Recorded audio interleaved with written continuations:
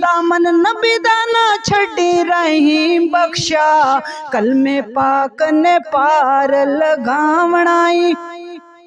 हे हो बजो वतन ईमान तेरा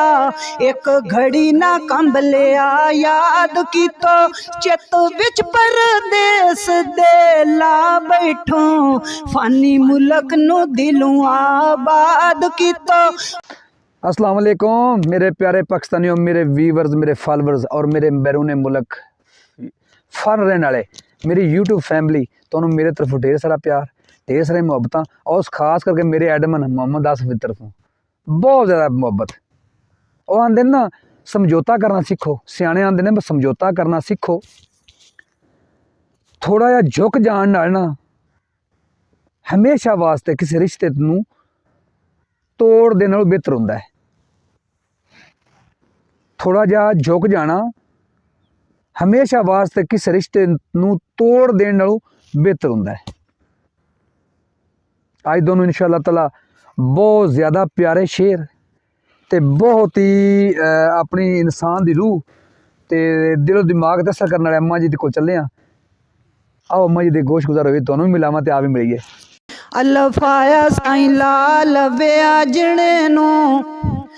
अलफाया साईं लाल व्याजणे नो वणज कोलियां दा कानू पा बैठो तैनू हुक्म कस्तूरी खरीदने दा ढेर हिंग जमैन दे ला बैठो की जवाब देवी उस शाताई जिंदी रकम नू खेत करा बैठो रही बखसदागरी करने आयो चोर हटिया मुफ्त सदा बैठो बेबद कर सुध नू समझ मियां दाना पानी तय उम्र न खुटी जांदा एक दाड़ भी है तेरे मगर लगा तेरे माल तमूर नू लुटी जांदा मिठी छुरी कसाई दी वांग जालम बेदरे गहो के तैनू पुठी जांदा रही बख्श छड़ दे उस दा साथ भाई जेड़ा राह वलड़े सुटी जांदा ते तमाम करो दिन खेड़ अंदर पई शाम तो होयो हैरान बीबा मकतब जामना तो दुनू भुल गई हुओ खेड दे विच गुलतान बीबा घर जांदियां मां प्यो खफा होसी भलके घिन्नी मस्त फिरौन बीबा रही बख्श उस्ताद थी लैन शाबस जेड़े सबक नू खूब पकान बीबा से साबती दे नाल वेख मियां किथे यार तेरे जेड़े आम दे सन किथे सोबतां बैठकां मजलसानी रात दिने जिथे मौजां माणदे सन गए नी रुस्तम जहानी उतों जेड़े दिवां नू पेड़ विच लियांदे सन रही बख्शो जाहिर भी गुम होए जेड़े मोया नू जिंदा कर जामदे सन जीम जानन जारा हाल सारा मेवा मौत वाला ओड़क खावणाई कुल नफस नू रब जो मौत कई विच उस दे शक ना पावणाई थई रस्ते नफस सयाद जालम गाफल हो ना फिर पन सावणाई दामन नबी दा ना छड़ी रही बख्शा कलमे पाक ने पार लगावणाई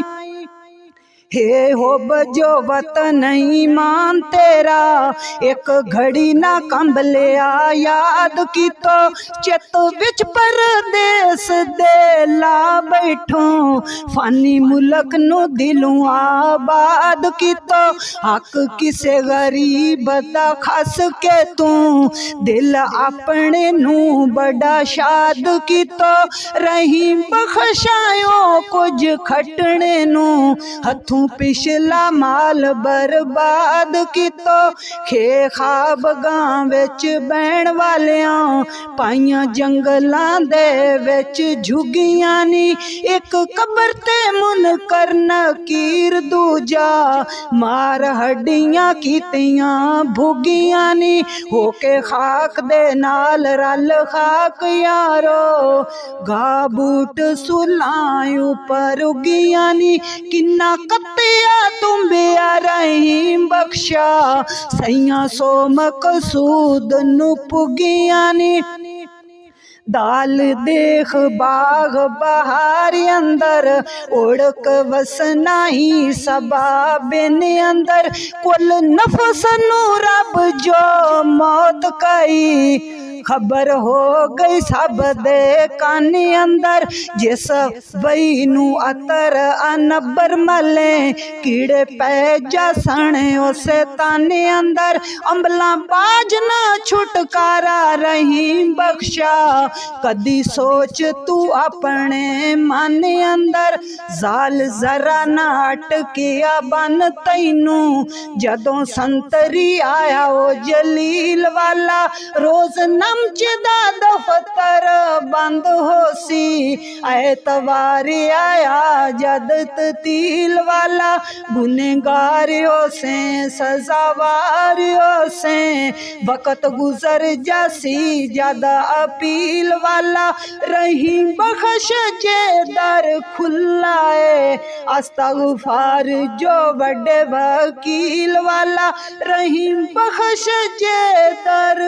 खुला है अस्तगफार जो बड़े वकील वाला रे रू कोलू बत जुदा करसन नीर अखी थी तेरा वह जासी उड़क रोने ते तेरा ता पैना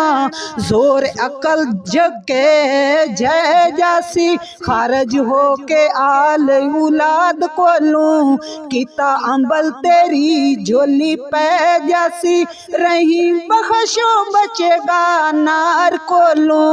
कलमा नबी वाला जेड़ा कह जैसी रही बख्शो बचेगा नार कोलू कलमा नबी वाला जेड़ा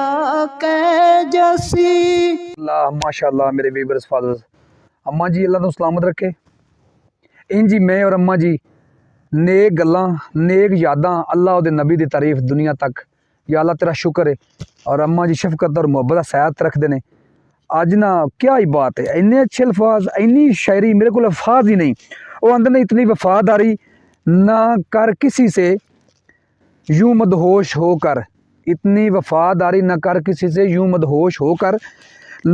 ये लोग एक गलती पे हज़ारों वफाएं भूल जाते हैं।